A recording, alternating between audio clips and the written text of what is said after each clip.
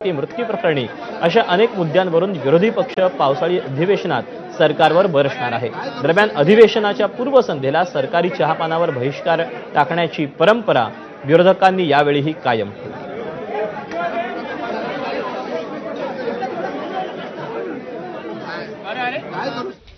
दरम्यान पहिलीपासून ऐच्छिक हिंदी विषय हा आता विरोधकांच्या रणनीतीवर असू शकतो, ज्यावरून ते सरकारला कोंडीत पकडण्याची शक्यता आहे। याशिवाय शेतकऱ्यांना दिलेलं कर्जमाफीचं आश्वासन, कुठले महत्त्वाचे मुद्दे आपण जाणून घेऊया। शक्तीपीठ महामार्गाला वाढता विरोध, अवकाळी पाऊसग्रस्तांना मदत, यासह संजय शिरसाट, संदीपान भुमरेंवरील भ्रष्टाचाराचे आरोप, हे सगळे मुद्दे।